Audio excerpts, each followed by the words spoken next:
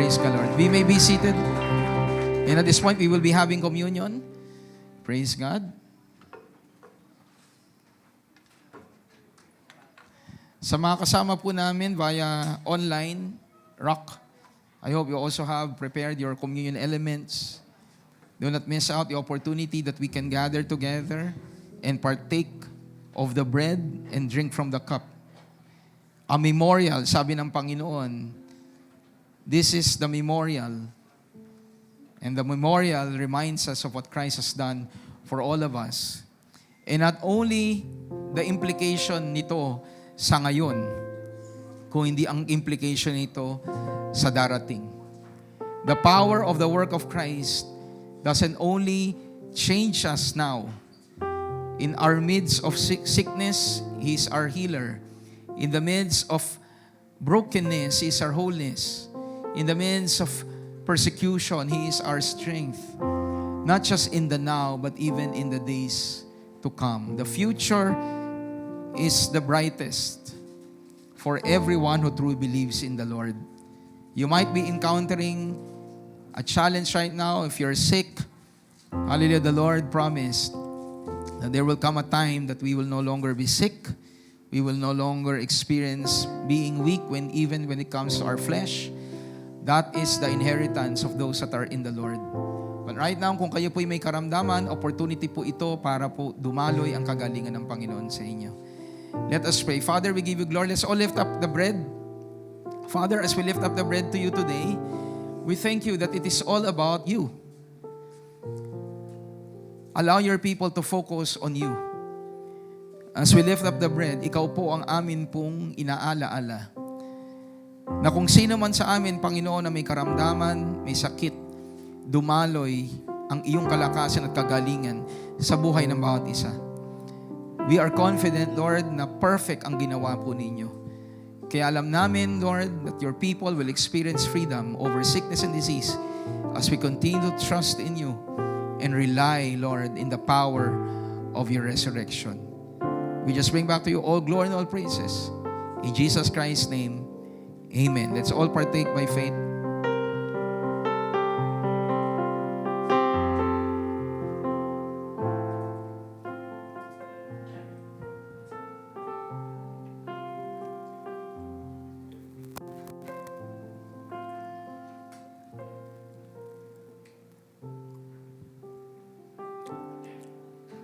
As we lift up the cup, we are not doing and participating in a ritual, Lord. We are putting our confidence in the power of your blood. Your blood that speaks better things than the blood of Abel. Kung ang dugo ni Abel ay nagproklama ng judgment and vengeance, ang dugo ng Panginoon Kristo, Christ's mercy towards us, towards your people. And right now, Lord, we thank you that our righteousness is not dependent on what we have done. It's not dependent on what we will do. That even for those who have fallen, have failed, it is not their decision to correct their mistakes that will make them righteous. It is your blood. So right now, Lord, allow your people to be reminded of how gracious you are. That in all things, your name alone will be exalted and glorified. So we thank you so much that you call your people, you call us, and even prepare your favor and blessing in front of our enemies.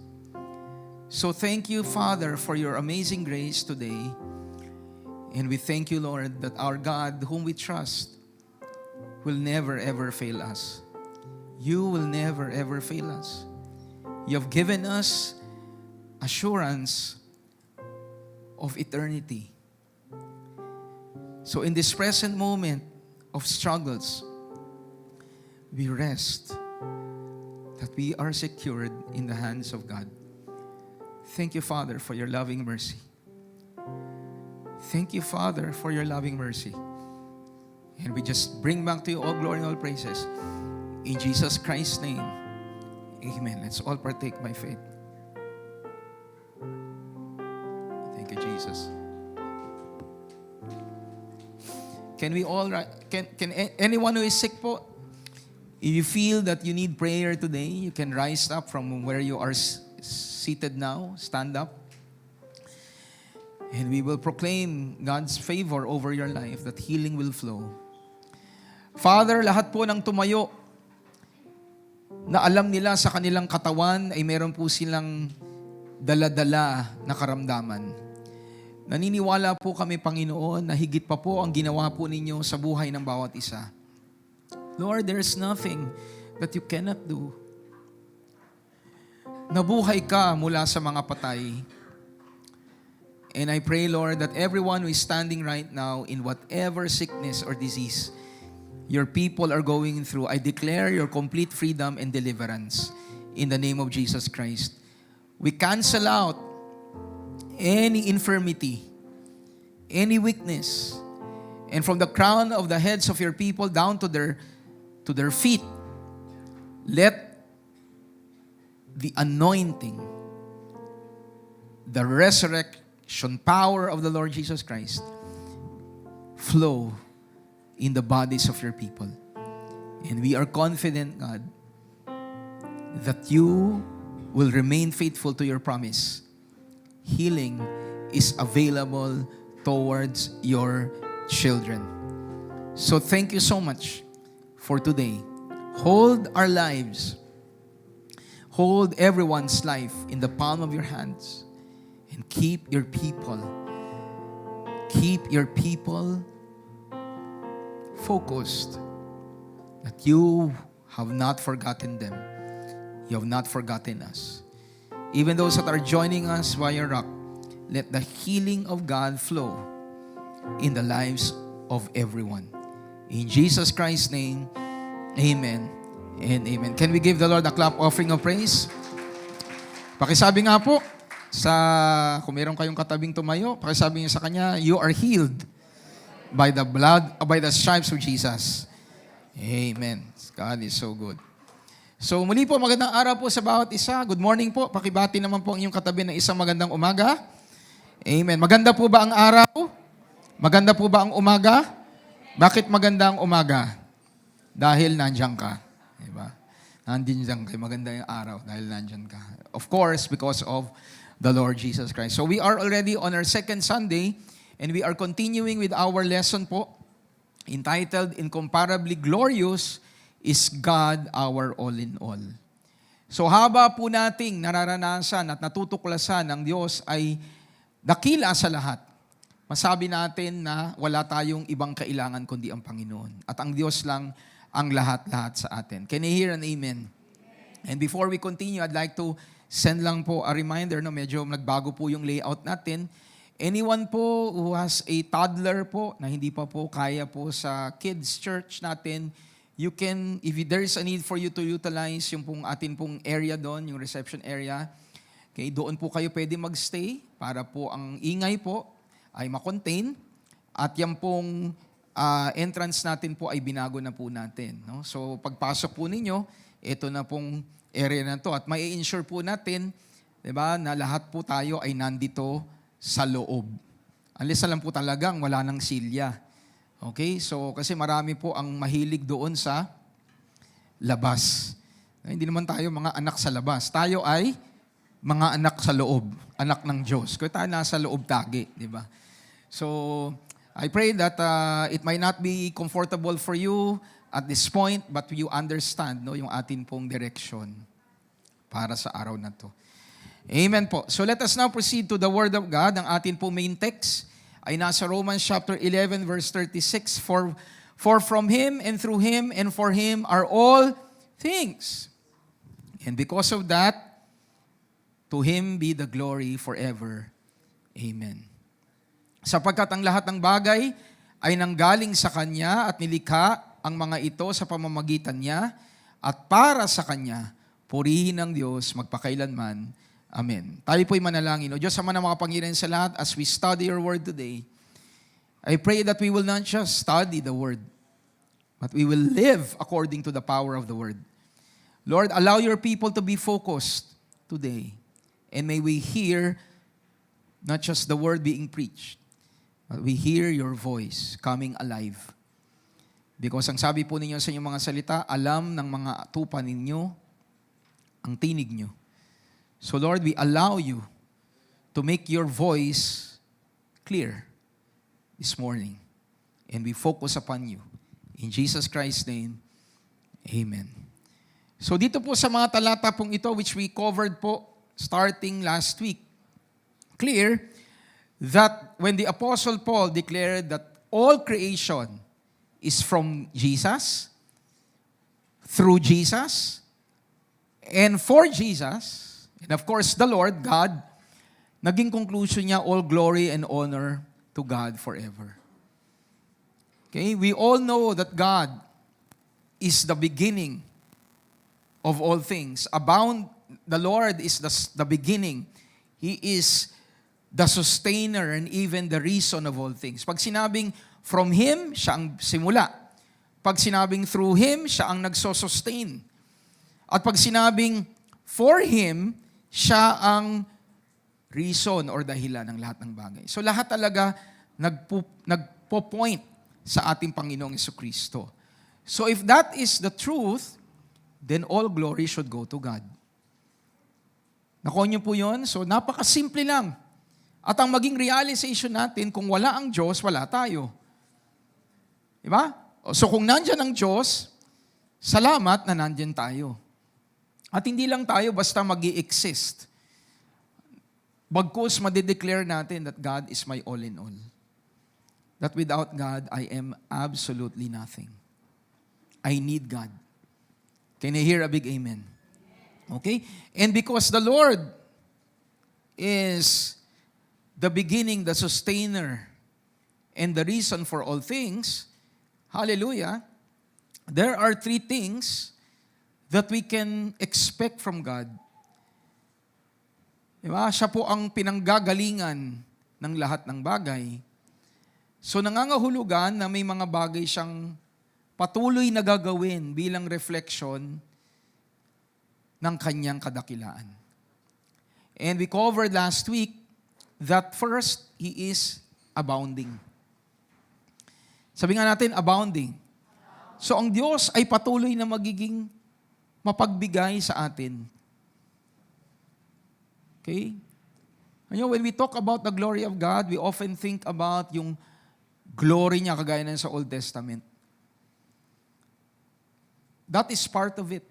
Mararamdaman mo talaga yung thickness, yung kapal ng presensya ng Diyos. Pero itong pinag-aaralan po natin bago po matapos ang taon, ay maintindihan natin na sa pagkilos ng Diyos na ito, doon natin nararanasan ang kanyang kadakilaan. And one of those things is His generosity. Na the more na ma-realize natin na ganun kabuti ang Diyos, na patuloy siyang magpapala sa atin, maintindihan natin na hindi tayo pwedeng mabuhay kung wala ang Diyos. Ang maging realization natin, hindi ako pwedeng mabuhay kung wala ang Diyos because lahat ng meron ako is because of the abundance of God's grace over my life. Second is He is loving. Yung kanyang patuloy na pagmamahal sa atin. And I pray today you all listen and you listen carefully. What is God's way of explaining to us what love is all about?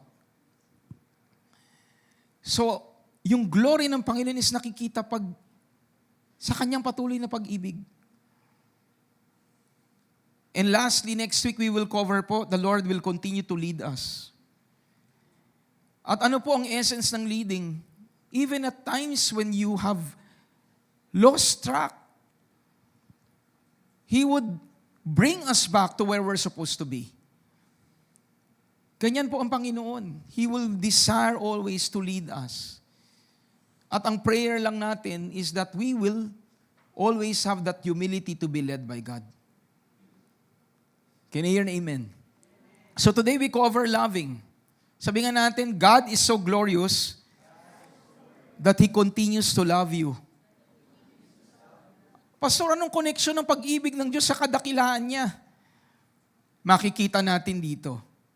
Sabi po ni Pablo, "For as you were once disobedient to God," kausap niya dyan yung mga Gentiles, "yet you have obtained now mercy through their disobedience." Sino ang binabanggit na their disobedience? Last week po. Sino po ang nandito po last week?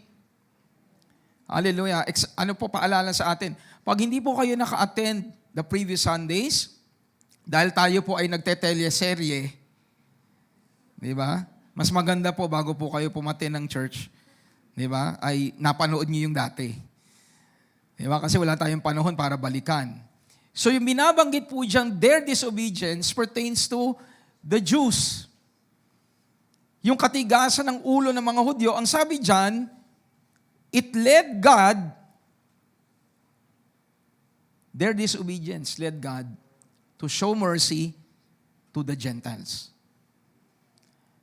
Pero hindi doon natapos. Even so, this also have now been disobedient.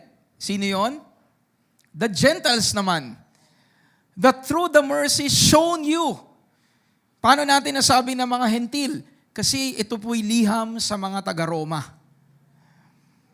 Sabi ni Pablo, now that you have received mercy, the Lord wants to remind you na hindi niya kinakalimutan ang bayan niya.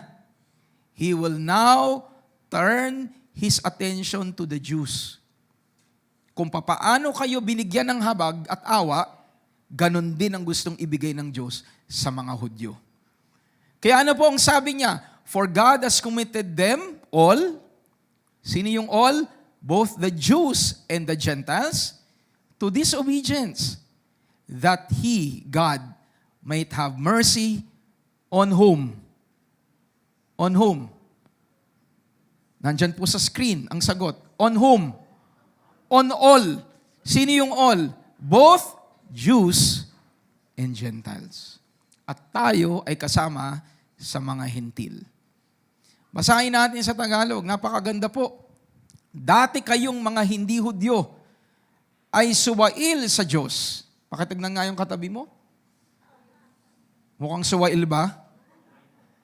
Hindi po ako nagsabi niya ng Diyos. Pastor, ang bait-bait mo. Sabi ng Bible, suwail ka, Pastor. Well, yun ang sabi ng Diyos. Yun ang sabi ng kanyang salita. Kayong mga Hudyo, kayong hindi mga Hudyo, mga suwail kayo sa Diyos. Pero, sa kabila na kayo'y mga suwail, kinaawaan niya kayo. At dahil sa pagsaway ito ng mga Hudyo. Verse 31, ganoon din naman, kaaawaan niya naman, sino? Ang mga Hudyo. Sa kabila ng pagkasuwail nila. Tulad ng ginawa niya kanino? Sa mga hentil. Sapagkat hinayaan ng Diyos na ang lahat ng tao ay maging alipin ng kasalanan para maipakita sa kanila ang kanyang awa. Sino yung kanila? Hudyo at hindi mga Hudyo. So anong gustong sabihin ng Panginoon dyan? Lahat tayo nabubuhay dahil lamang sa awa ng Diyos.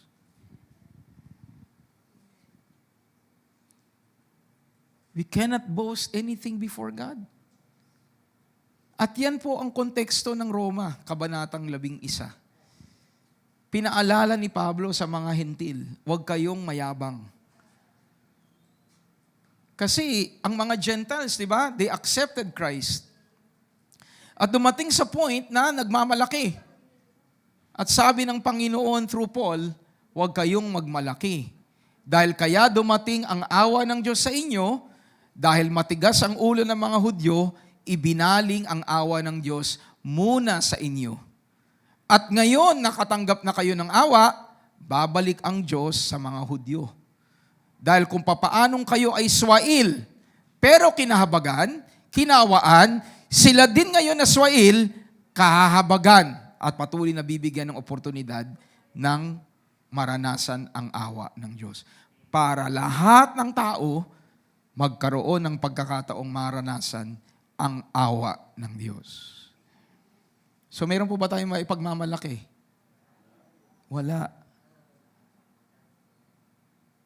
We cannot boast anything before God. At napakaganda po nitong paalala dahil yung awa ng Diyos ay pagpapakita ng kanyang glory. Bakit natin nasabi yun? Kasi yung konteksto po ng Romans, chapter 11, ang conclusion ni Pablo, nasusundan niyo po ba si Pastor Mel? Ang conclusion niya, all glory goes to God. At bago kinongclude ni Pablo yon, bago niya sinabi yon, sabi niya, naawa ang Diyos sa inyo at maaawa din siya sa mga Hudyo. At ang sabi ni Pablo, all glory goes to God. So yung awa ng Diyos, yung pag-ibig ng Diyos, reflection ng glory niya. Palakpakan nga natin ang ating Panginoon. I hope you got that. So God's glory is reflected in His continuing exceptional mercy over His people. Ang totoo po, mga kapatid, and all of you will agree with me, naranasan ninyo ang kadakilaan ng Diyos nung panahong na-realize ko na ako ay makasalanan. Di ba? Nung nagtatangka tayong magpakabuti, nagtatangga tayong sabihin na, well, ako'y karapat-dapat sa harapan ng Panginoon. Sumusunod ako ng mga tuntunin, ng mga pinasa ng mga nanay ko, mga magulang ko. Sumusunod ako sa tradisyon. Wala naman akong inaargabyadong tao. Nagiging relihiyoso naman ako. Nararanasan ba natin yung kalawalatian ng Panginoon noong mga araw na yun at mga panahon na yun? Di ba? Hindi po. Pero nung oras na sinabi mo sa sarili mo, makasalanan ako, mahina ako, hindi ko kayang iligtas sa sarili ko, doon ka nakaranas ng kadakilaan ng Diyos. Doon mo nadama kung gaano kanya miniibig. Can you hear an amen? Ang totoo, marami po sa atin makakaranas ng yakap ng Panginoon. Hindi sa mga panahong malakas ka. Mararanasan mo ang glory ng Panginoon sa mga panahong mahina ka. That is very true. Tama ba, Dos? Hallelujah. Hallelujah. Si Lord, di ba? Nag-amen siya. Buyumuko siya eh. Praise God. So going to what I was explaining.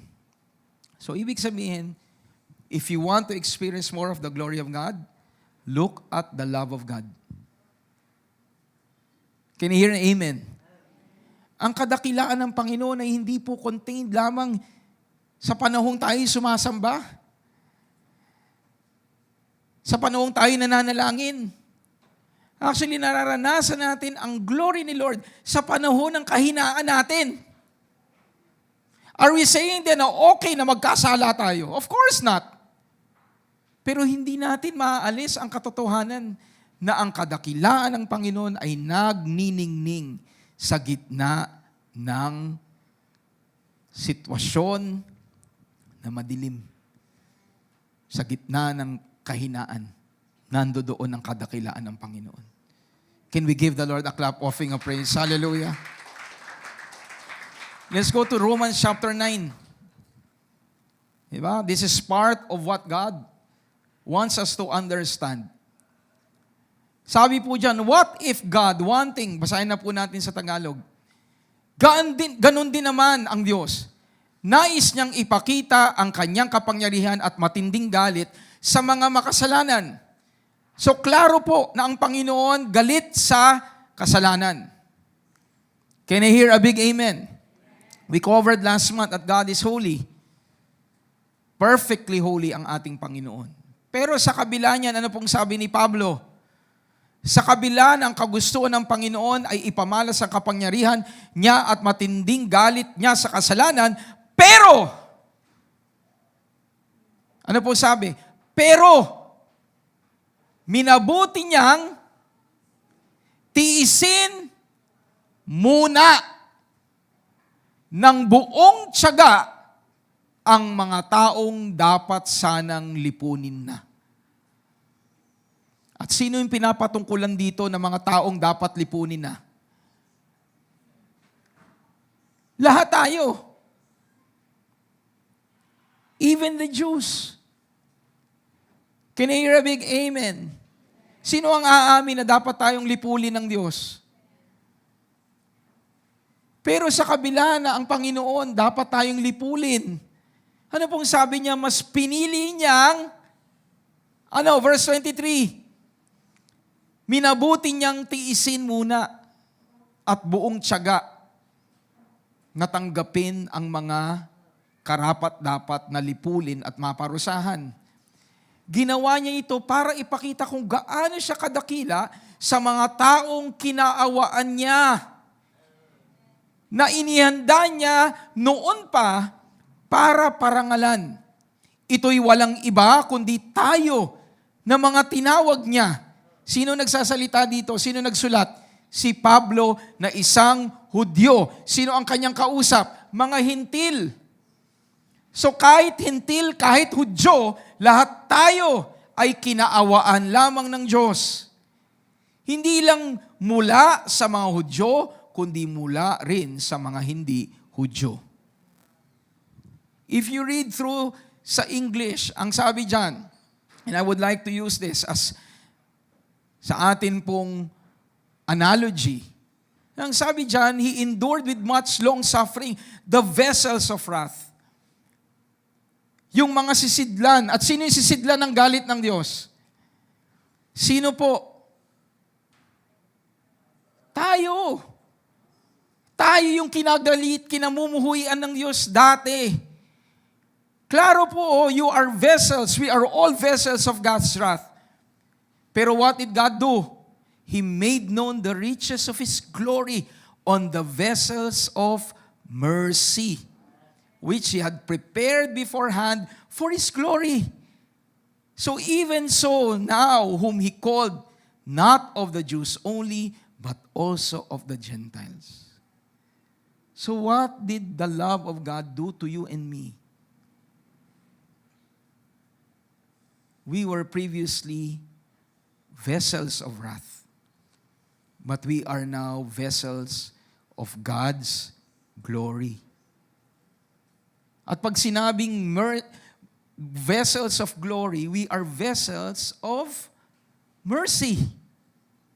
Kaya tayo sisidlan ng kadakilaan ng Panginoon. Bakit? Kasi tayo po ay binigyan ng awa ng Diyos. Can I hear na amen? And this tells us what we're supposed to carry. Ano po sabi? We are, because of Christ, vessels of glory. At pag sinabing mercy, vessels of glory, vessels of mercy. So ano ang laman natin? Ano dapat ang laman ng ating puso? Mercy, hindi galit. Kaninang umaga, I was explaining sa first celebration, bakit uncomfortable ang isang Kristiyano lalo na magdala ng galit? Bakit uncomfortable tayong hindi magpatawad? Kasi hindi tayo vessels of wrath. We are vessels of mercy. Ang expectation ng Panginoon sa atin, lagi mag-extend ng mercy. Kaya mabigat sa atin pag tayo hindi nagpapatawad. Can I hear a big amen? And lalo na po sa atin, if you consider yourself to be part of Reign in Life, we are established solely by the grace of God. This church remains to be standing because of the grace of God alone. And all of us are expected to always extend grace and mercy, even if it is hard to do so, because we are vessels of mercy. Can we give the Lord a clap offering of praise?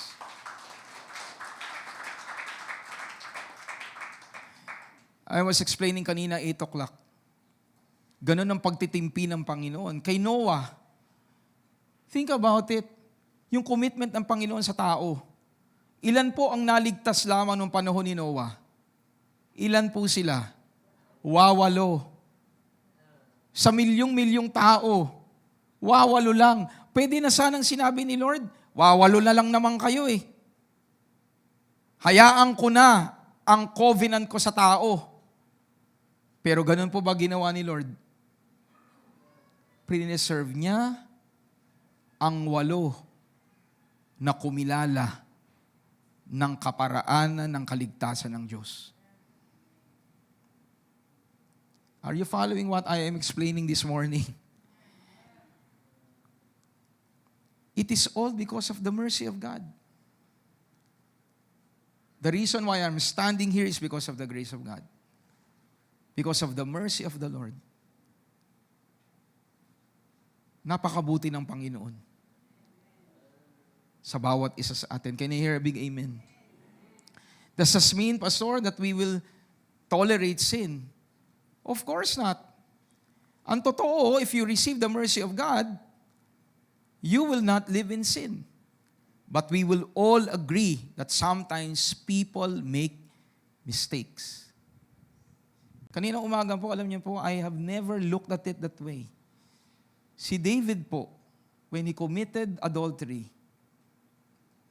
he wanted to save the child. He prayed, he fasted. Who knows the story?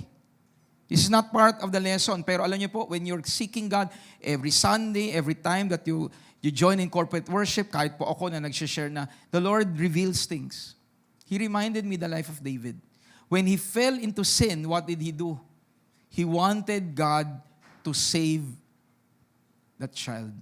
Pero what happened? Who knows the story? Kung alam po ninyo, huwag po kayong mahiyang itaos ang kamay nyo. Alam niyo yung story? Ano po nangyari sa bata? Namatay. Pagkatapos mong mamatay, ano po nangyari po kay David? Naligo. Diba? Nagbihis. Sabi nga ng mga alipin niya, naku, nung buhay pa yung bata, ganito na yung reaksyon ni David. Sabi ng mga alipin, wag natin sabihin kasi so disappointed and depressed si David. Kaya sabi niya, wag nating sabihin kasi pag sinabi natin, baka meron siyang gawin sa sarili niya. Pero nung narinig ni David na nagmamarites, di ba? Pinag-uusapan siya ng kanyang mga alipin. Ano sabi niya? Patungkol ba sa bata? Patay na? Ano po sabi ng mga alipin? Patay na. Ano ginawa ni David? Naligo, kumain, bumalik saan? Sa trono niya. You know, the Lord made me realize, and I'm not saying this to anyone to tell you that adultery, fornication is okay. But God is revealing to us under the Old Testament that God, even in the life of David, He extended mercy. That was a worst type of sin. He committed homicide. He committed adultery. Pero after nun, ano po sabi ni Lord sa kanya? You continue to reign on the throne that I have given you. Because the mercy of God is more powerful than any failure. God's mercy is more powerful than any failure. Can we give the Lord a clap offering of praise? Once again, I hope you get the message. You deal with sin accordingly. Pero that doesn't change the truth that God is merciful. Can you hear a big amen? Ang katotohanan, marami pong Kristiyano nagsasabi that the Lord is merciful and gracious. But when we are faced with moments to demonstrate grace and mercy, we fail. Aminado po ba tayo dyan? Pag called na tayo na magpatawad, we cannot. Pag tayo tinatawagan mag-extend ng grace, we cannot. Mga kapatid, I pray that this lesson will really bring us to the core of God's heart.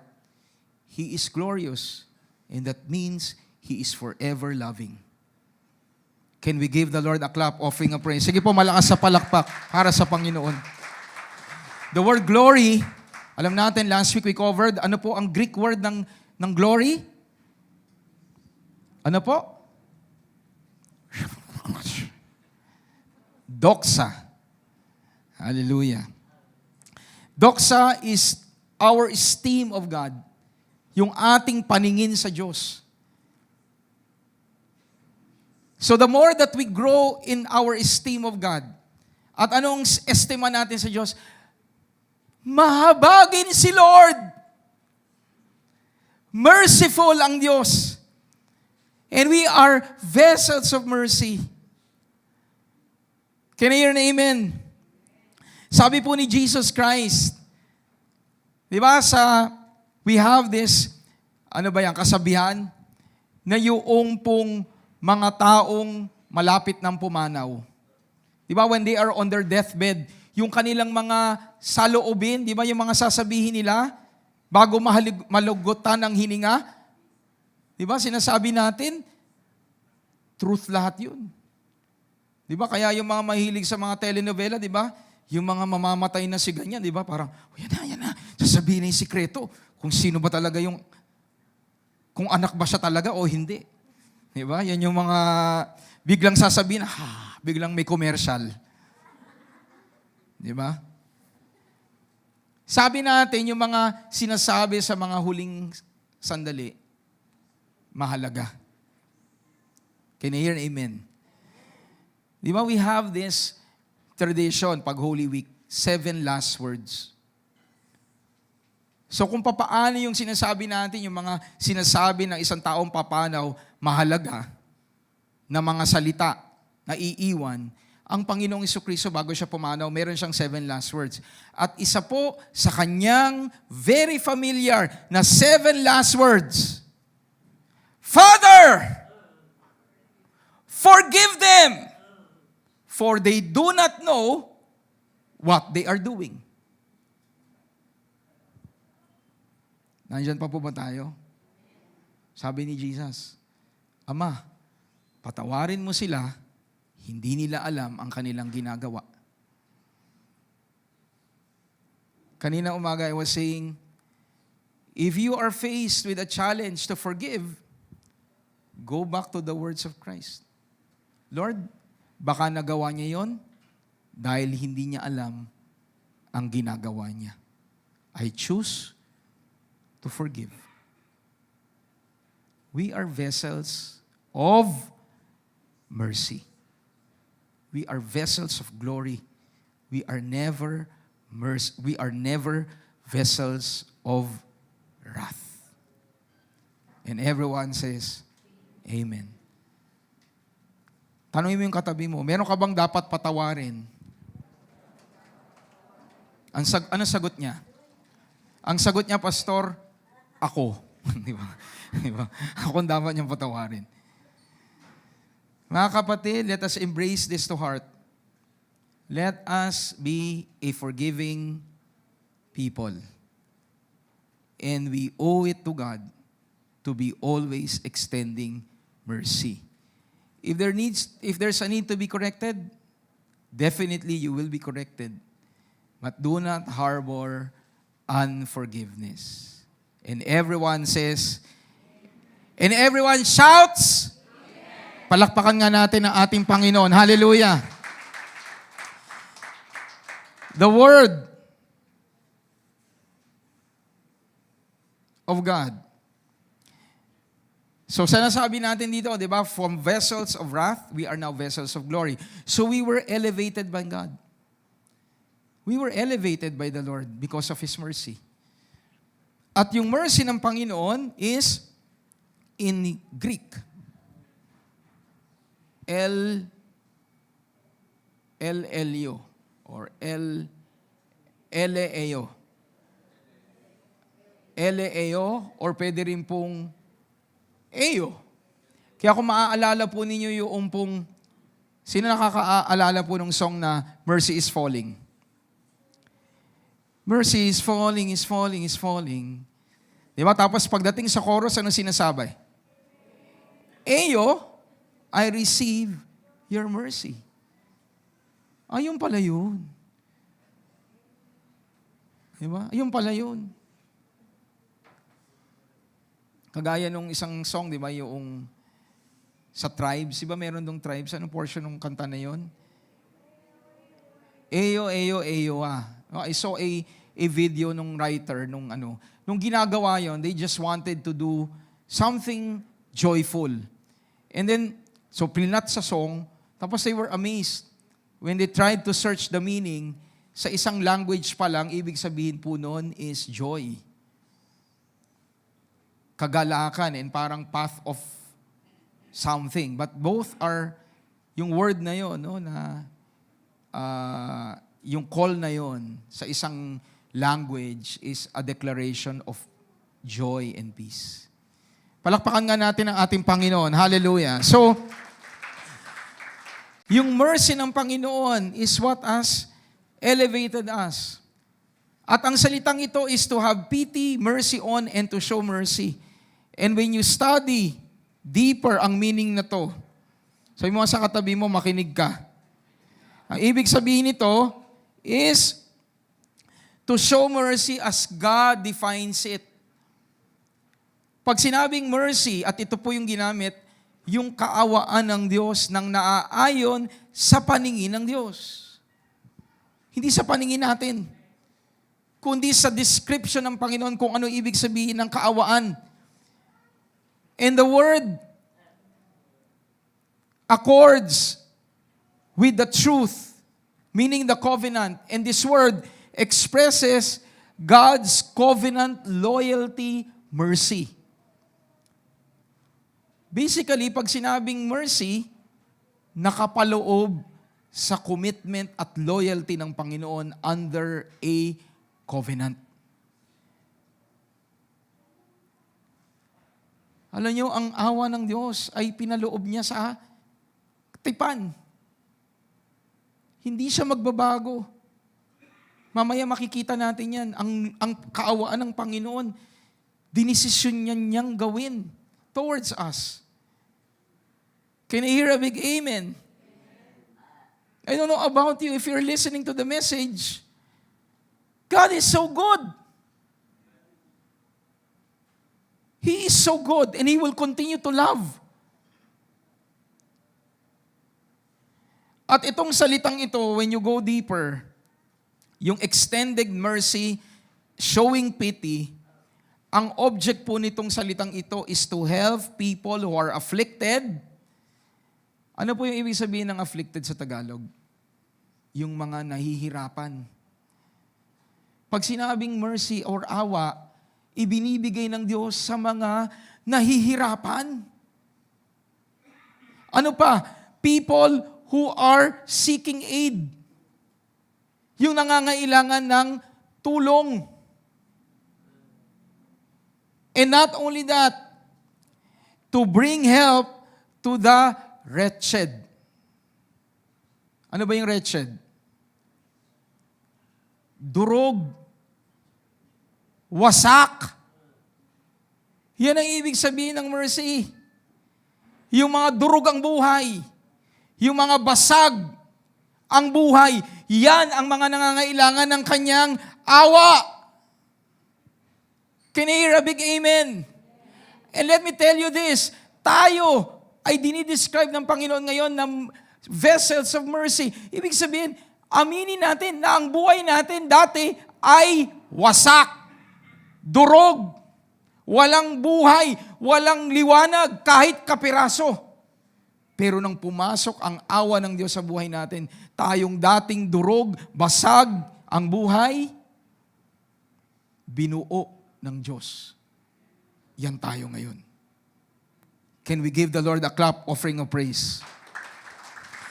So sa lahat po na nakikinig ngayon, whether you're joining us via online, I don't know your circumstance right now, but if you feel you are wretched, you feel you're devastated, we all need to go back to the loving arms of God. You will never find wholeness outside the mercy of the Lord. And everyone says, Amen. In-elevate niya tayo. And if you go and continue, yung binabanggit dito ni Lord through Paul, I will call them, quoting from the Old Testament, I will call them my people who were not my people, and her beloved who was not beloved.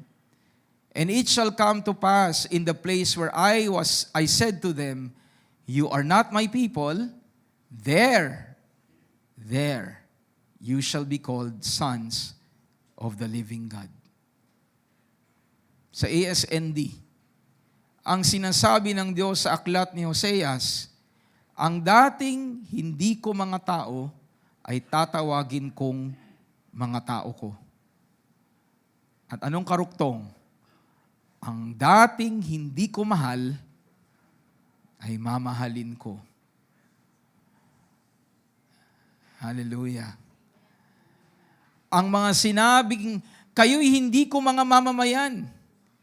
Itong mga taong to na hindi ko mga mamamayan, sila ang tatawagin kong mga anak ng Diyos na buhay. Bakit? Dahil ba magaling sila? Dahil ba hindi sila nagkasala? Dahil ba sila ay nanatiling malakas? Hindi. Dahil sa awa ng Diyos. Palakpakan nga natin ang ating Panginoon. Sige po, yung malakas sa palakpak na karapat dapat sa ating Diyos.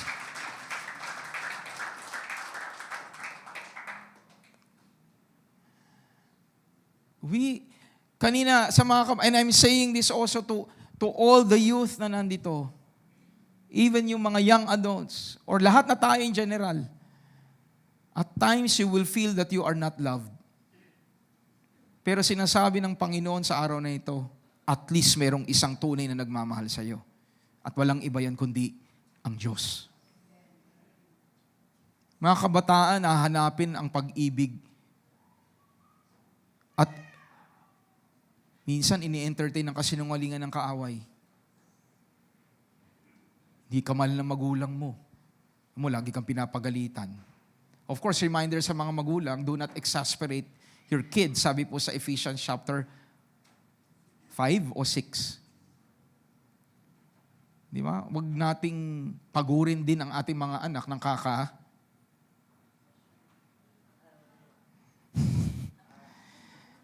pahingahin muna natin sila. Sabi doon, very clear yun eh. Father, do not exasperate your kids. So may responsibility. Yes, ang mga anak, they are to honor their parents. Pero parents should be reminded of not exasperating your children. And every parent in this place agree with Pastor Mel and say, Amen. Di ba? Baka yung mga anak natin kaya nagiging ganun dahil napapagod sa atin. Pero generally speaking, kahit na ganun, paalala sa bawat isa. Minsan ang kaaway papalabasin, lalo na sa mga hindi pa po talaga malalim in terms of their understanding of what is happening, they would say and they will entertain thoughts, my parents do not love me. And what they'll do? They will try to find acceptance through other means. Gusto ko sabihin sa bawat isa sa inyo, at least merong isang nagmamahal sa iyo. At walang iba yan kundi ang Diyos. At naniniwala naman ako buong puso, generally, ang mga magulang wala pong gusto kung hindi ikabubuti ng kanilang mga anak. So do not entertain any thoughts that you are not loved. Can I hear a big amen? Pakisabi nga sa iyong katabi, sigurado ko, may at least isa na nagmamahal sa iyo. At bless ka dahil ang Diyos yun. And everyone says, Amen. Palakpakan nga natin ang ating Panginoon. Amen? So we are recipients of God's mercy. And because we are recipients of God's mercy, we have been made part of God's beloved people. Pakihawakan nga yung kamay ng kayong katabi, sabi mo sa kanya, mahal na mahal ka ng Diyos. We are so loved by God.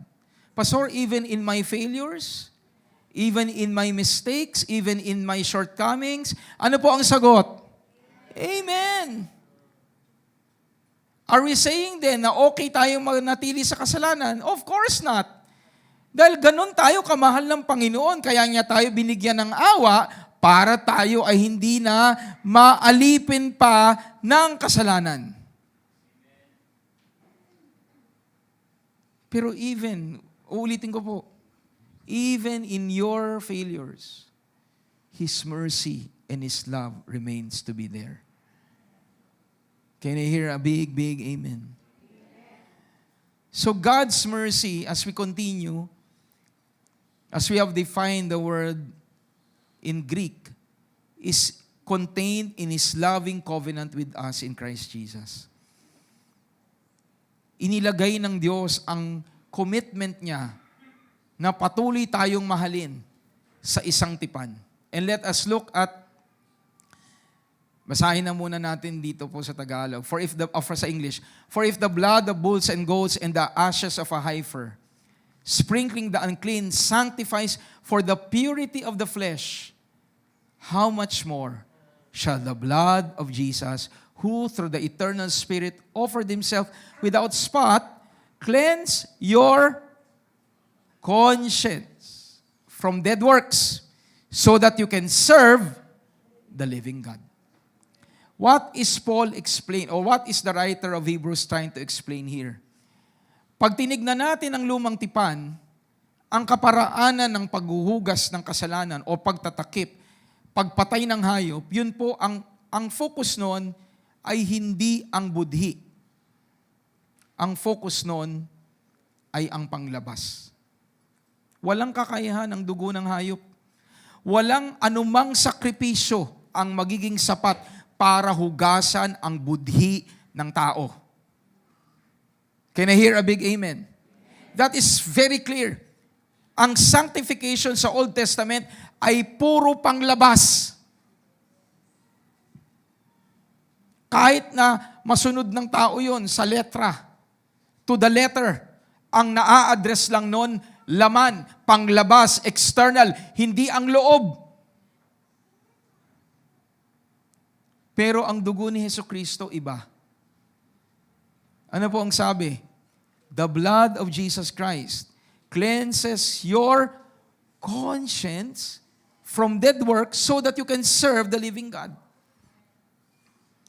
So ang pag-serve kay Lord ay bunga ng isang konsensyang nilinis, hindi ng mabuting gawa, kung hindi nilinis ng dugo ni Kristo. And I often say this, if you have failed in any area of your life, of course, you correct it. Diba? Sa grace ni Lord, i-correct. Pero kahit na i-correct, sino ang a-agree sa atin? Marami sa atin, kinorek ang past, kinorek ang gawa, pero hanggang ngayon, ang budhi, inaatake. Unless na lang wala kayong budhi. Diba? Naintindi ng kasalanan ay wala lang. Pero sino naniniwala na kahit na nag-a-attempt ka ng ayusin yung budhi mo, at nakakalungkot, minsan ang kapwa pa natin ang nagpapaalala. Nandiyan ba kayo? Sa mga mag-asawa, minsan nangyayari yan.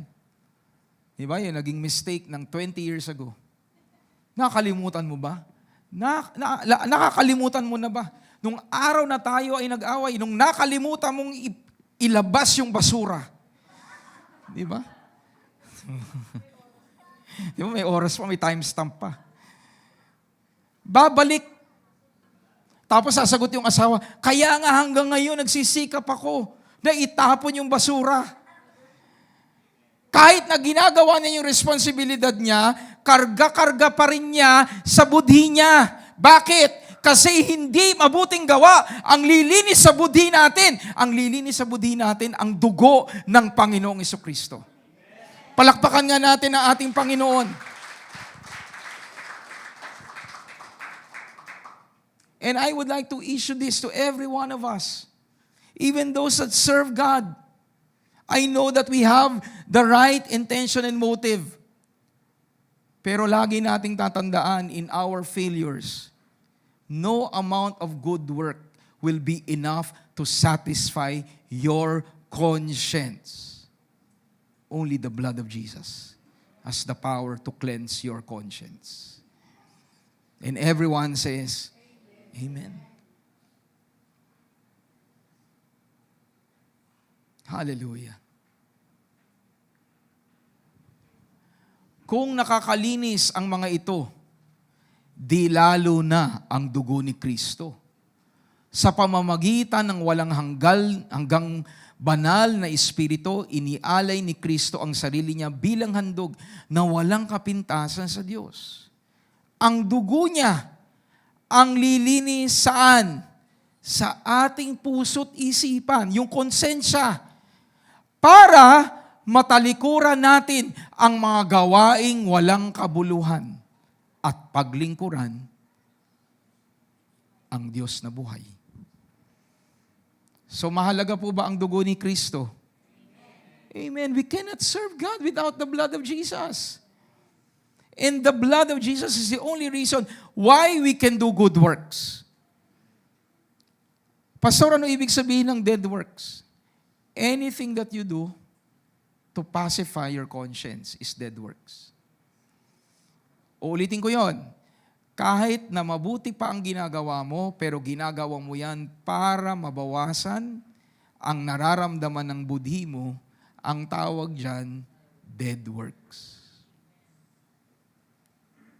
So ano ang solusyon? Stand firm on the blood of Jesus. So that everything you do will not be based on dead works.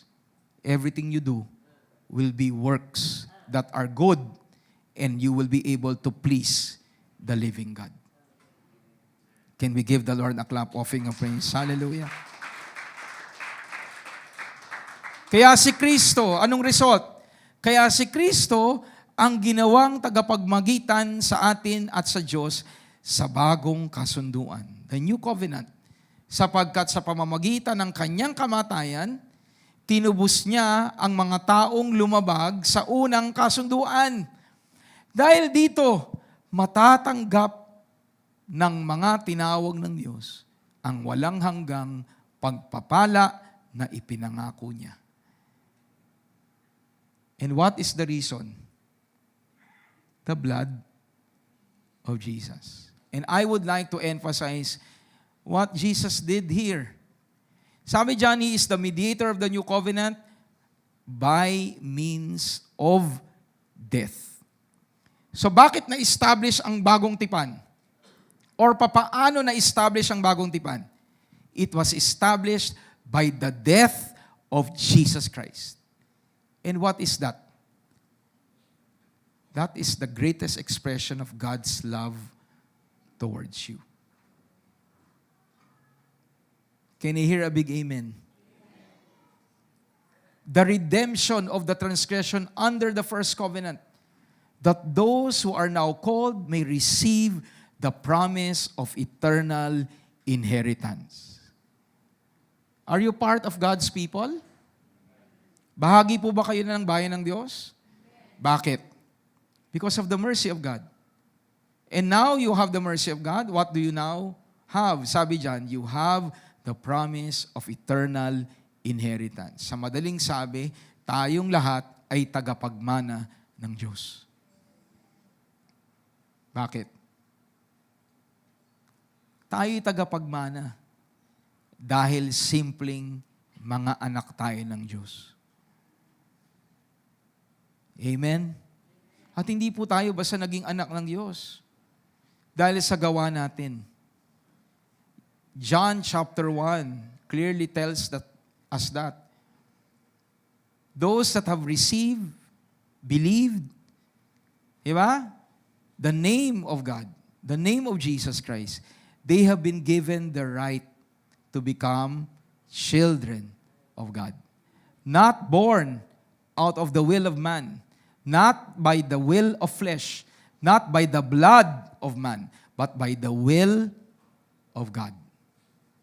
So bakit tayo na born again? Because of God's decision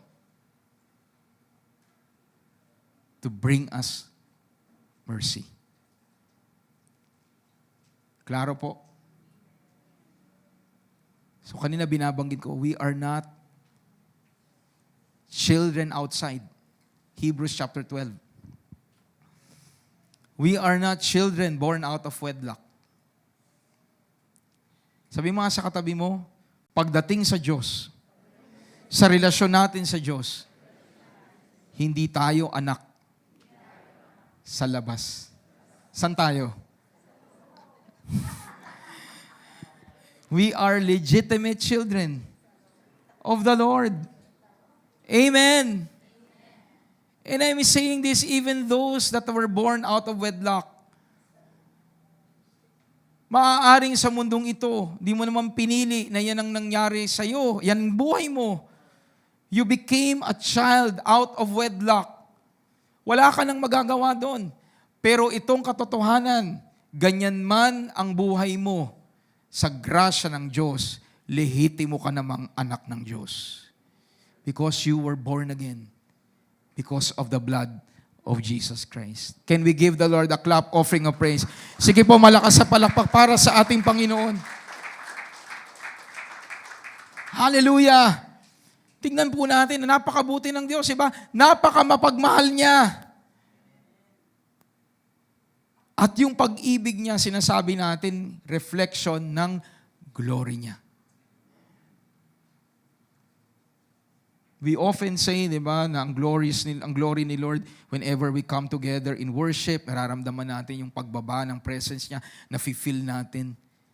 Alam niyo po, ang paligid natin, nararamdaman nila ang Diyos ay dakila pag nakikita nila sa atin at nararamdaman nila sa atin ang pag-ibig ng Diyos. And this is especially true in the church. When you are able to show love, people will always notice na ang Diyos nasa iyo. Tama ba si Pastor Mel? Tama ako. Nangingiwala ako.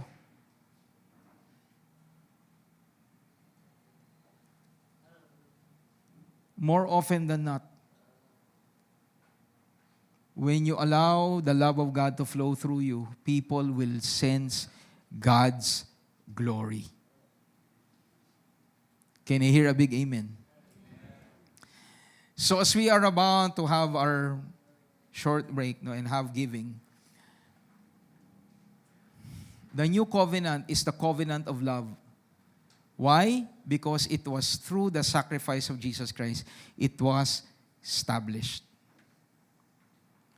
Nawa po, wag natin pagdudahan ang pag-ibig ng Diyos. Alam niyo yung ginagawa nating communion? Yan ay malinaw na pagpapaalala sa atin na nagsakripisyo si Jesucristo para sa iyo. At anong ibig sabihin nun? Mahal ka niya. Mahal niya tayo. Can you say to yourself, sa sarili naman natin, sabihin natin, mahal ka ng Diyos. Sige po, muli pa, sabihin natin, mahal ka ng Diyos. Hallelujah. I don't know what you're going through. And you don't know what I'm going through. Tama po? Alam niyo po ba kung anong pinagdadaanan ko? Di ba, hindi niyo po niyo alam? Siguro, Pastor, wala kang problema dahil nagpipreach ka ngayon, parang ang tindi-tindi ng message, very clear. You never know. Di ba? You never know. Pero bakit sa kabila ng isang Kristiyano ay maaaring dumadanas ng mga pagsubok? Bakit natin nakikita ang kadakilaan ng Panginoon? Dahil unawa ng mga taong ito kung gaano sila kamahal ng Diyos. Can we give the Lord a clap offering of praise? So the work of Christ is so much more powerful. Why? Because it addresses things deeply. Hindi superficial. Can you hear a big amen? Hindi panglabas. Alam niyo po, ang New Covenant, ang grace ni Lord addresses things internally. Ang tunay na pagkarana sa grasya ng Panginoon doesn't only modify your behavior. Kaya graduate na po tayo dun sa lifestyle na palang do this, do that, don't do this, don't do that. That is elementary. Dahil ang tunay na grace ni Lord hindi panglabas. Ang meron tayo hindi tutor. Sabi po ng Book of Galatians, you can read it. The law is a tutor. Pero when the real teacher came, na binigay sa atin, we have been freed. And we now know how to live our lives according to what is inside of us. Can I hear a big amen? Kaya nga ang focus natin palagi is the grace. And ang prayer ko is that all of us will always realize this. Ang Diyos, hindi siya after sa behavior modification. Si Lord is after genuine transformation. Can I hear a big amen? Can we give the Lord a clap offering of praise? Hallelujah. So right now po, we will have an opportunity to give. Today po ay second Sunday. Hallelujah. At second Sunday po ay nagfo-focus po tayo sa benevolence. Okay, so before we give to God, I just want to share this. Ang desire ng Panginoon sa atin every time that we give is the church gives. And when we say the church gives, every one of us gives, regardless of the amount. Sa Book of Malachi chapter 3, and I know ang focus po doon, most of us speak about the tithe. Diba? It speaks about the tithe. At ang sabi po doon, bring the whole tithe. Sabi nga natin, whole. At minsan, ang interpretation natin sa whole ay kung 300, example lang 300 ang binigyan. Kung meron pong individuals doon, diba? Out of the 300, bawat, yung 30 doon, for example, we take it on a personal level and say, I would have to bring the tithe. That is part of it. Pero tandaan natin, ang kausap doon ng Diyos ay ang buong bayan. Sabi nga natin, buong bayan.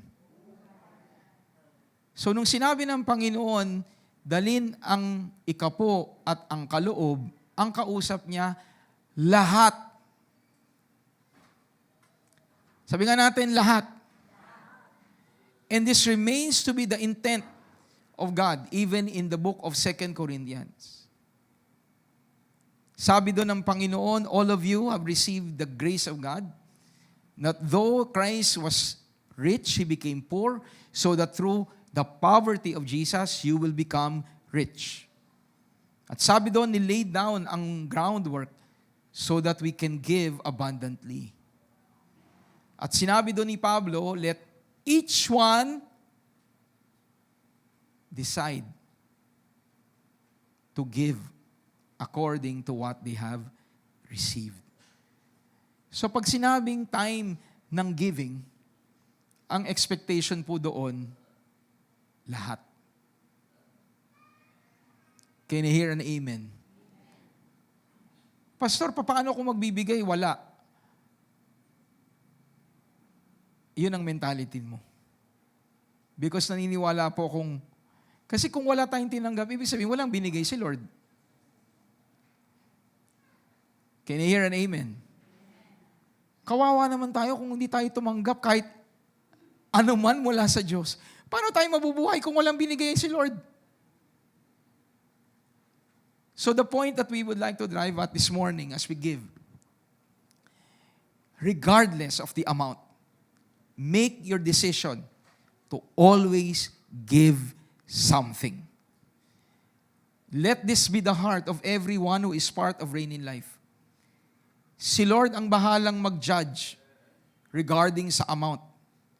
Pero maging heart natin, bawat isa sa atin, nagbibigay. Kahit piso yan, magbigay tayo. Do you agree with me? Dahil wala, yung drive po natin sa mission, yung last week, may mga nagme-message sa akin, Pastor, maliit na amount, sana makatulong. Ang nagiging reply ko sa kanila, walang maliit. Bakit maliit? Bakit nasasabing maliit yan? Galing sa Diyos yan eh. At kung tayo nagbibigay ayon sa kakayahang binigay ng Diyos, bakit tayo magigilty? Can you hear an amen? Kung ginagawa natin yun out of love, bakit tayo magigilty? Ito lang ibibigay ko. At minsan yun ang nagiging dahilan ng iba na hindi na ako magpa-participate kasi ito lang. Mali po yun. Give because you want to participate. Let us pray. Father, we give you glory and we give you praise. Lord, teach your people when it comes to stewardship. Lord, you desire that your people will always be reminded that everyone is called to give. Because everyone has received. And Lord, I declare that to everyone. According to how you have blessed us, Lord, we want to honor you. We bring back to you all glory and all praises. In Jesus Christ's name, amen.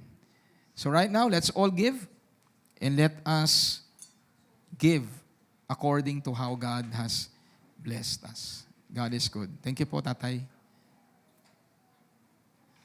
So paalala po sa atin, our tickets for the Christmas celebration po, on December 22 is now out. 150 po para po sa mga adults at 100 po para sa mga bata. Okay, Pastor, bata pa naman ako. Pwede bang doon na lang ako sa kids? Okay, so 150 po, that would cover food and your entrance po para po sa mga activities. Okay, paalala lang din po namin na hindi po required ang ticket para po umattend sa celebration. Yung pong ticket ay para po sa pagkain after po ng celebration at para po sa mga raffle items na traditional na po nating ginagawa. Okay? So, pakisabi nga sa katabi mo, magkikita-kita tayo sa December 22. Okay? At yung pong special engagements ng Pasko, December 24 and December 31, 3:30 po ng hapon. Bago po kayo magpunta sa mga pamilya nyo for your reunion, for your dinner, or whatever po, daan muna kayo sa church and celebrate with us. Dahil ang Pasko ay dahil kay Kristo. And everyone says, Amen. So let's continue. Hallelujah. Sa Romans chapter 11, we were mentioning po na yung covenant ng Panginoon, di ba, is the reason or the love of God, His continuing mercy is a reflection of God's glory. And as we continue now, we will see na ang katapatan ng Panginoon, yung kanyang kaawaan ay hindi po niya babaguhin. Concerning the gospel, they are enemies for your sake. But concerning the election, they are beloved for the sake of the fathers. For the gifts and the calling of God, they are irrevocable. Sabi nga po natin, the gifts, the calling of God are irrevocable. Ano ibig sabihin ng irrevocable? Before we go to the definition, let's just read sa Tagalog. Dahil tinanggihan ng mga Hudyo ang magandang balita Naging kaaway sila ng Diyos para kayong mga hindi Hudyo ay mabigyan ng pagkakataong maligtas. Pero, kung ang pagpili ng Diyos ang pag-uusapan, mahal pa rin sila ng Diyos dahil sa kanilang mga ninuno. Sapagkat ang Diyos ay hindi nagbabago ng isip sa kanyang pagpili at pagpapala. So ayon sa salita pong ito, nagbabago po ba ang isip ng Diyos? Patungkol sa pagpili niya at pagpapala niya, nagbabago po ba ang isip ng Diyos? Hindi siya nagbabago. Committed ang Panginoon. Ang tanong lang, are you willing to accept it? Ibang usapan po pag ang tao na ang tumatanggi. Ibang usapan na kung ang mananampalataya na ang ayaw tanggapin ang pagpapala at pagpili ng Diyos. Pero kung ang Diyos ang tatanungin natin, klarong-klaro, hindi nagbabago ang kanyang pagpapala at pagpili. The word irrevocable is ameta meletos, which is not repented, above which no change of mind can take place, not affected by the change of mind. Or basically, God will not regret. Nakaranas na ba kayo, mga kapatid, na pinagsisihan nyo yung pinili nyo? Di ba? Isang oras ka nang pumipili, ano ba? Meal A ba o meal B? Di ba? Meal A o meal B? Nalipasan ka na ng gutom. Di ba? 1 hour kang pumipili. Meal A ba o meal B? At ang difference lang naman nun, isang pirasong lumpiang Shanghai. Di ba? Tapos nung pinili mo yung meal B, na may pirasong lumpiang Shanghai, nung kinain mo, bakit ko ba napili-pili ito? Sayang lang yung binayad ko rito. Di ba nagsisi ka? Ang Diyos, hindi siya nagsisisi sa pagpili niya. Hello, nandyan pa po ba kayo? Sino naniniwala pinili kayo ng Diyos? Kaya sabihin niyo sa sarili niyo, hindi pinagsisisihan ng Diyos na pinili niya ako. Palakpakan nga natin ang ating Panginoon, di ba? At ang konteksto nito, ang bansang Israel, kahit na paulit-ulit na nagkasala ang bansang Israel, tinalikuran ba sila ng Diyos? Tinapos ba ng Diyos yung kanyang tipan sa kanila? Di ba hindi? Ang ginawa pa nga ng Panginoon, I will make a new covenant, not according to the old covenant, but according to the new covenant. Dahil alam ng Diyos, hindi kayang masunod ng bansa niya. Kaya ang ginawa niya, siya na ang gumawa.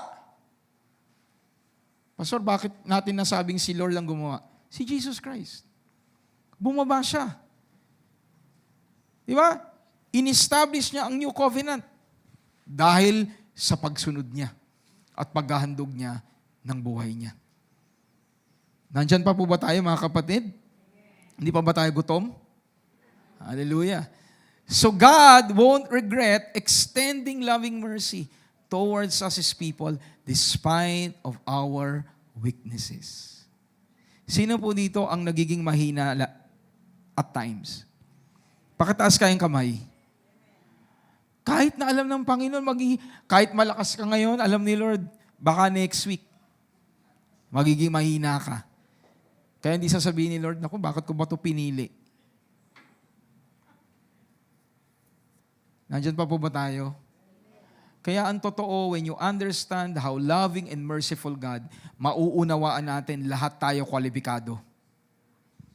Pag naintindihan natin na ang mercy ay bunga ng kabutihan ng Diyos, hindi bunga ng ating ginagawa, lahat tayo qualified.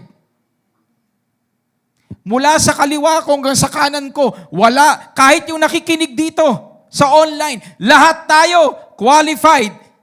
As long as our confidence is on the work of Jesus Christ.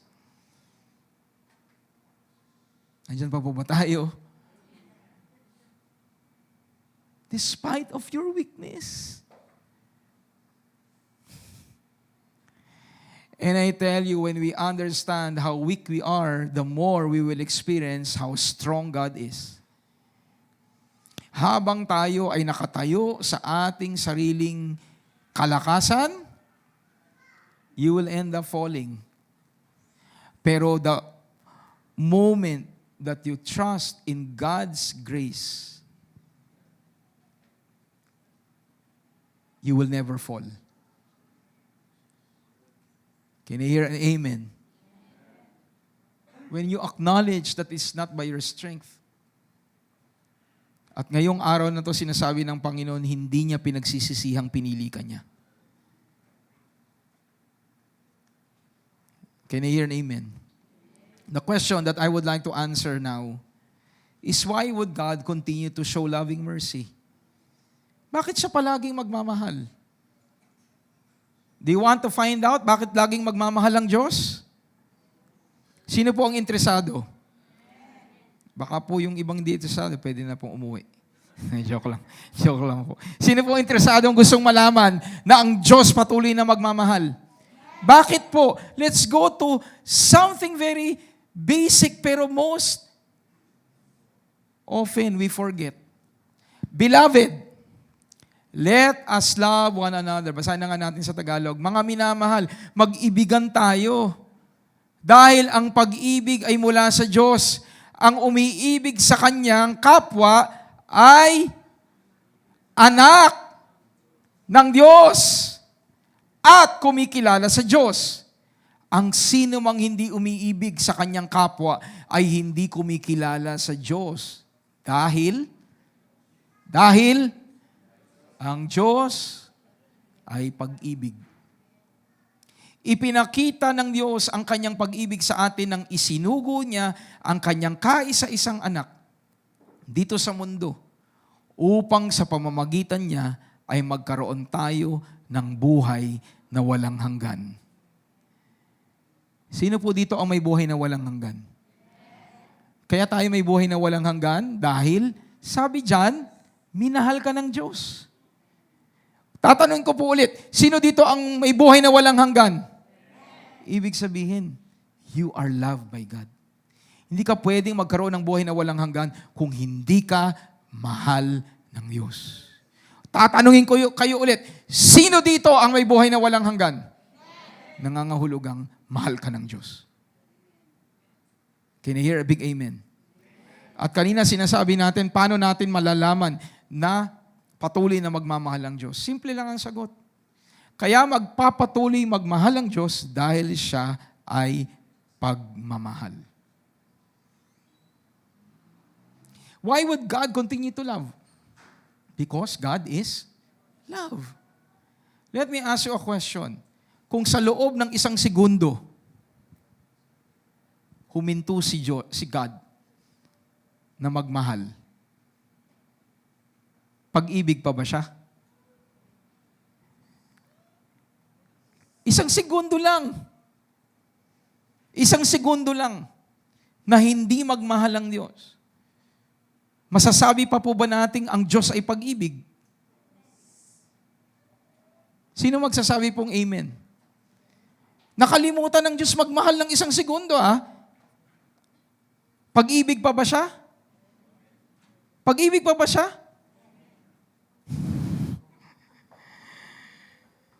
Of course not. Pag sinabing God is, it's always in the present tense. Di ba? Pag sinabing God is love, ibig sabihin, there will never be a moment that God will not love. Pastor, ang Panginoon nag-correct. Sa lumang tipan, nagparusa siya. Well, ang tingin natin doon, hindi mahal ng Diyos ang bayan niya, kaya pinarusahan. Mali. Kaya siya nag-correct dahil pag-ibig siya. Walang oras na hindi kamamahalin ng Diyos. Ang tanong, Kinikilala mo bang mahal ka ng Diyos?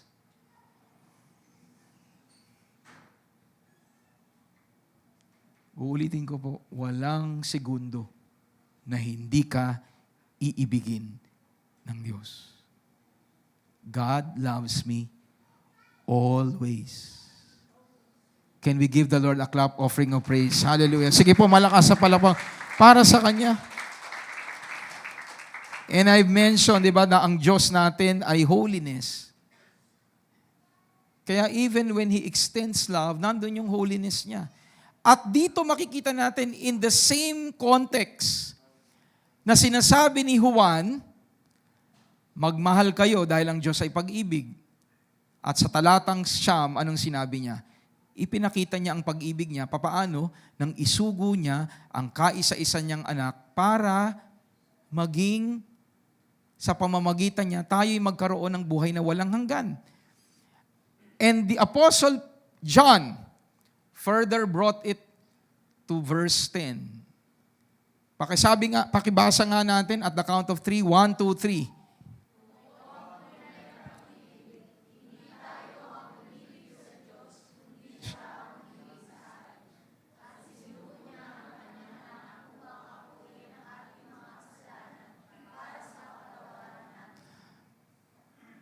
Di ba binabanggit po kanina, love, because God is love.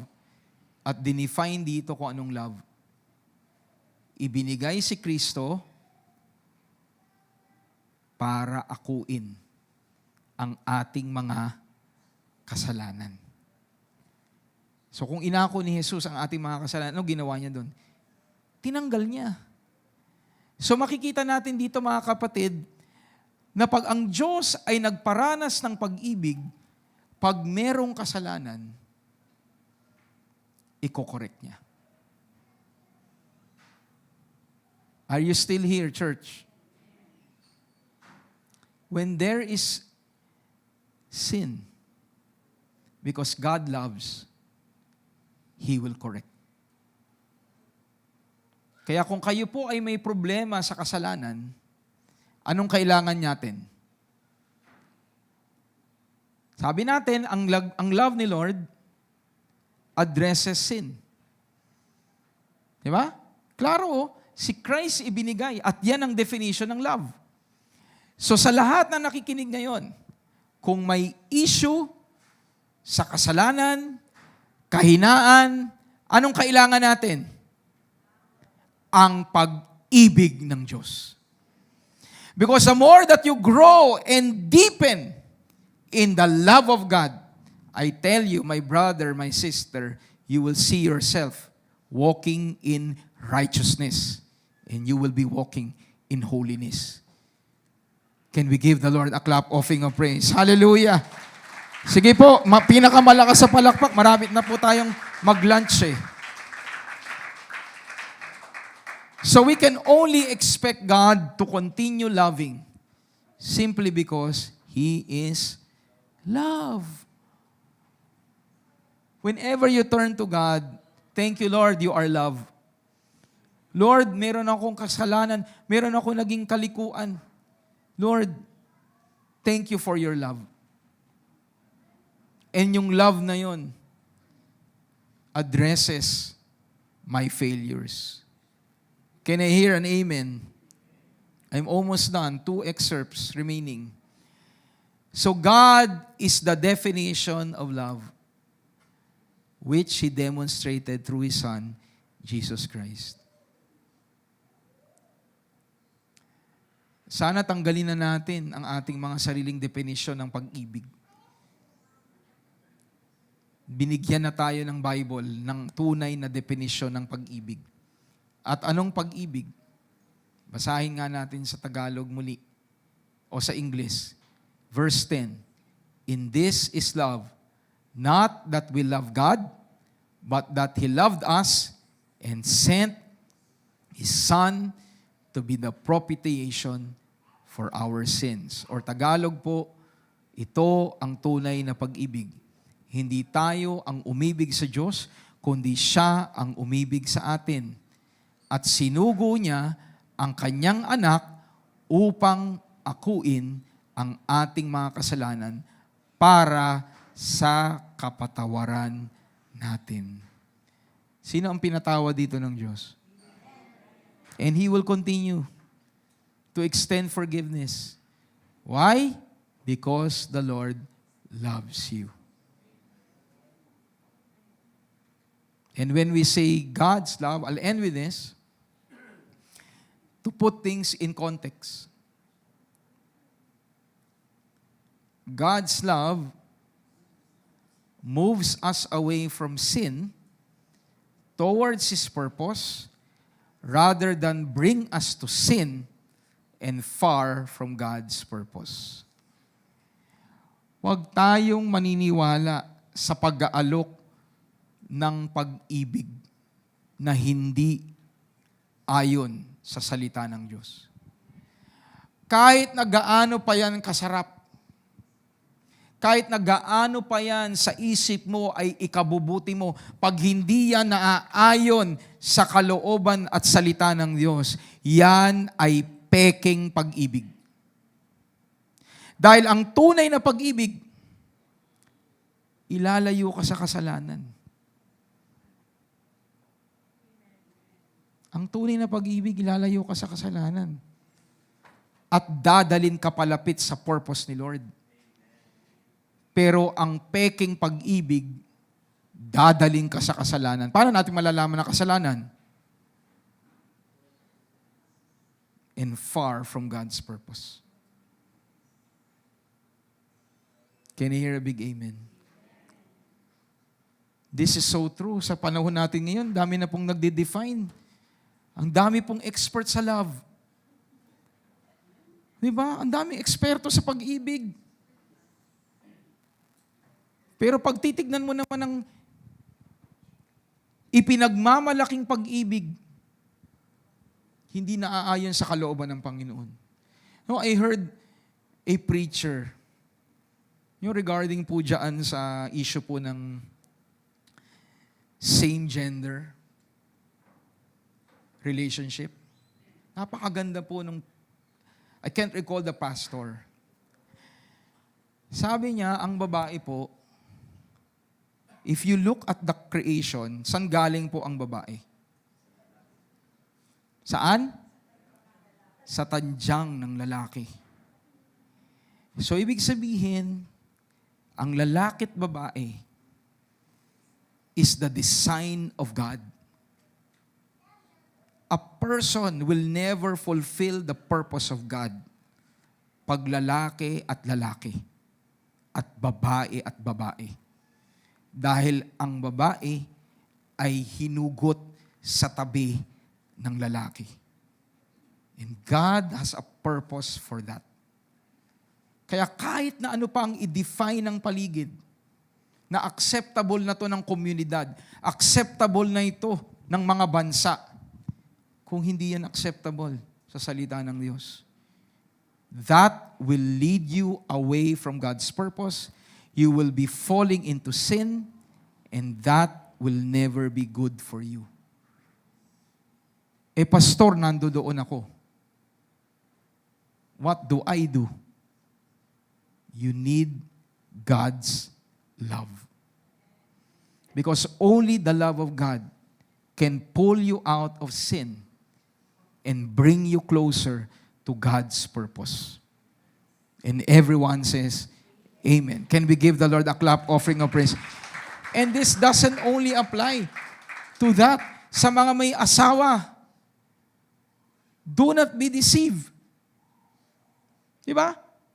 Sa mga may mga trabaho, sa opisina, ina-highlight ng kaaway yung naging kahinaan ng asawa mo. At tinitake advantage ng kaaway yung maling isip. And then you will feel, nabuti pa itong lalaking to o babaeng to, minamahal ako. If that is in violation of your covenant towards your husband and wife, or husband or wife, that is never love that is defined by God. Kung meron kayong problema sa asawa nyo, idulog nyo sa Diyos. Dahil naniniwala ako, kung ang pagsasama ay ang Diyos ang nagtatag, kahit nasabihin niyo pang may nabagong nararamdaman, the Lord can rekindle every fire of love and affection because it is according to the will of God. Palakpakan nga natin ang ating Panginoon. And very clear in the scripture, the Lord hates divorce. Do not be drawn by the conclusion of this world. Hallelujah. Kaya sa mga kabataan dito, be very careful. Be very careful. When you're going to marry, be sure that you know the person. And if ever you are in a position of weakness, let the love of God heal you. And everyone says, Amen. Can we give the Lord a clap offering of praise? Hallelujah. Again, God's love will move me towards His purpose. It will never draw me out of God's desire and plan. And this applies to anything, kahit material. Kahit material things pa yan. I'm not just talking about relationships. Pag mas mahal mo na ang trabaho mo, mas mahal mo na ang negosyo mo, mas mahal mo na ang ibang bagay, mas mahal mo na ang sarili mo, that is being drawn away from God. Can you hear an amen? Kaya marami pong tao, they are so exhausted because they are focusing on things that will not bring them closer to God.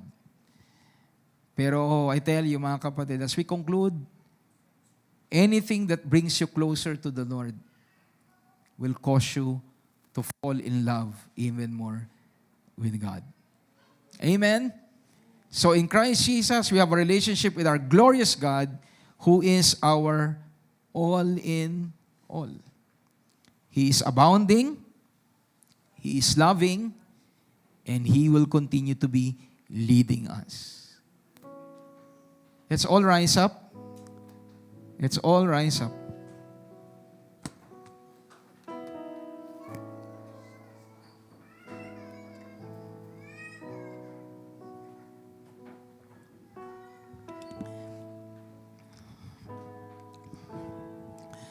I don't know what you're going through right now. I don't know what you're facing now. But the message is clear. Malinaw po ba ang mensahe ngayong araw na to? Ang glory ni Lord na ipapamalas sa Kanyang patuloy na pag-ibig sa atin. So right now, if you want to experience the glory of God, simple lang.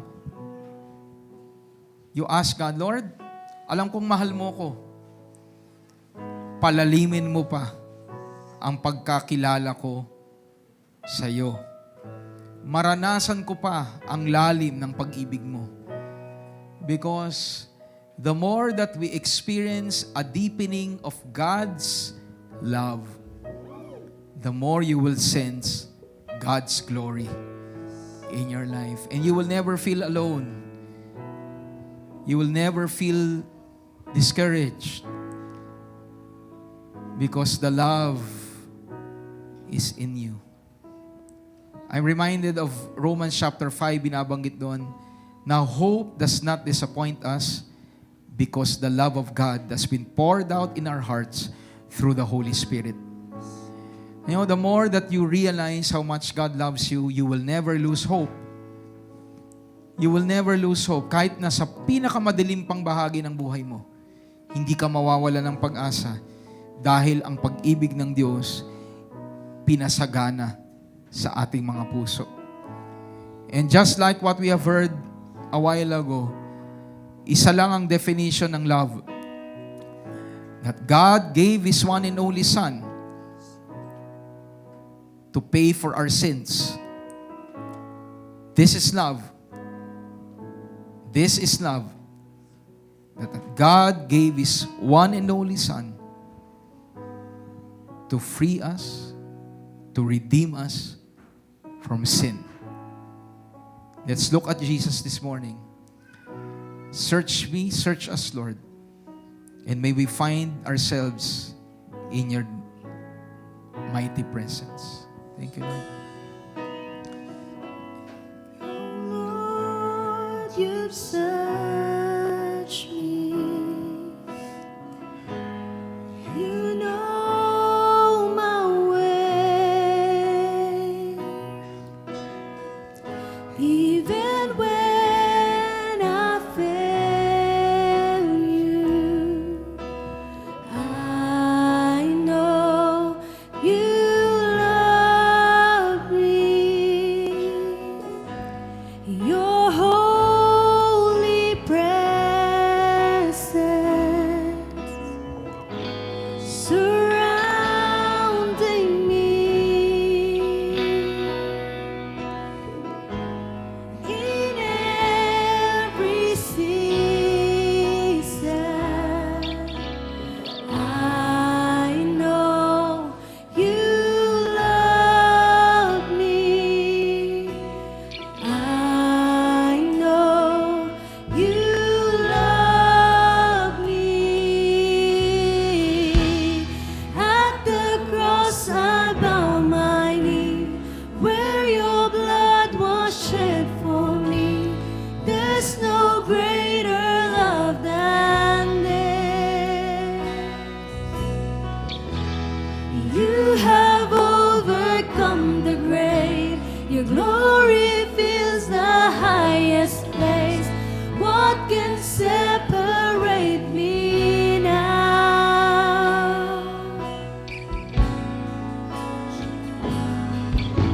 We will sing again from the top. Oh Lord, you've searched me. Oh Lord, you've searched me. You know my way. You know my way. Even when I fail, Even when I fail you. I know you love me. Your holy presence surrounding me. In every season, I know you love me. I know you love me. At the cross I bow my knee, where your blood was shed for me. There's no greater love than this. Hallelujah. You have overcome the grave. Your glory fills the highest place. What can separate me now? Thank you, Lord. Lead your people. You go before me. You shield my way. You shield my way. Your hand upholds me. For I know you love me. I know. And I know you love me. At the cross I bow my knee, where your blood was shed for me. There's no greater love than this. Hallelujah. You have overcome the grave. Your glory fills the highest place. What can separate me now?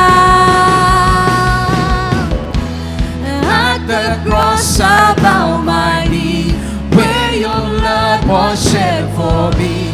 There's no greater love than this. You have overcome the grave. Your glory fills the highest place. What can separate me now? You tore the veil. You made a way when you said that it is done. You tore the veil. You made a way when you said that it is done. You tore the veil. You made a way when you said that it is done.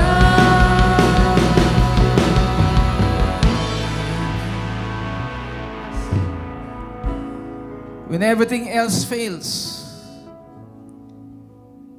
your love will remain.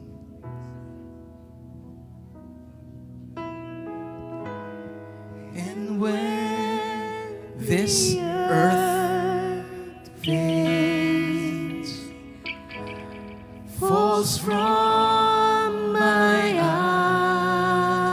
eyes,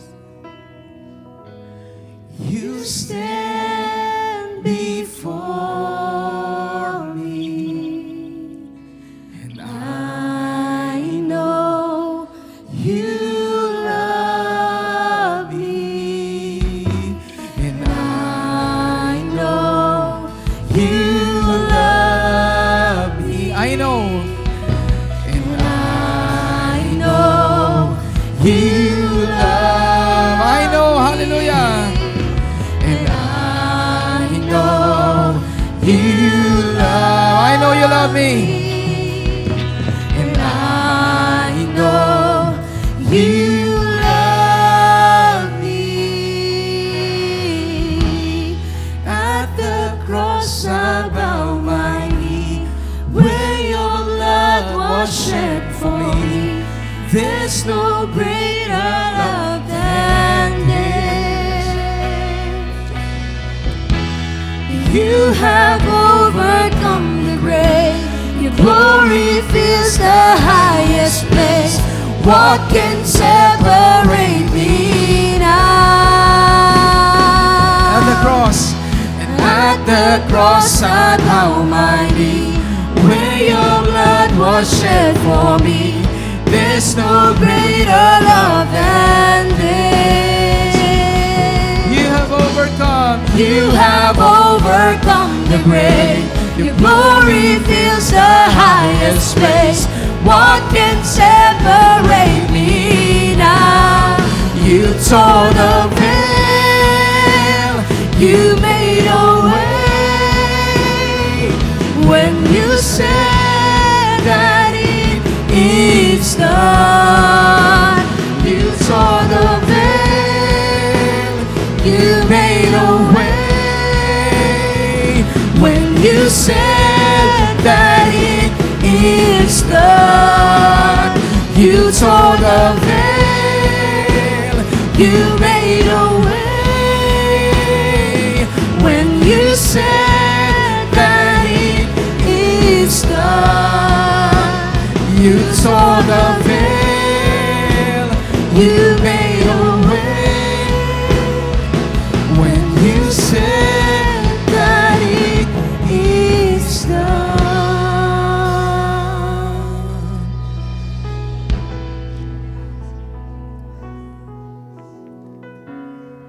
You said it, that it is done.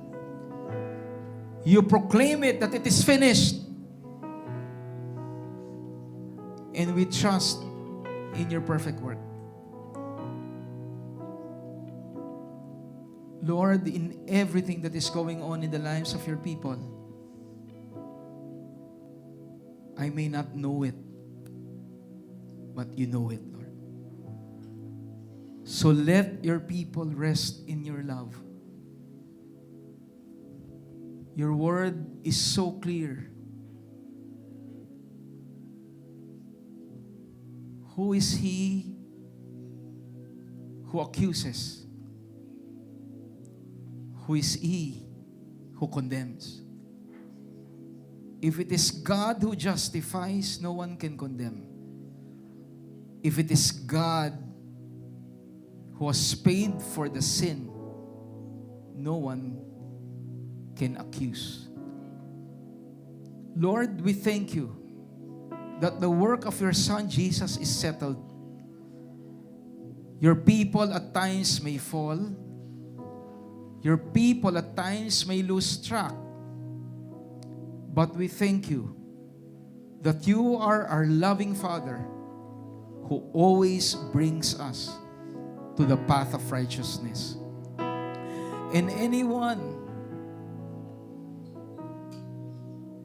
who comes to you with sincerity of heart, I know you will never, ever reject.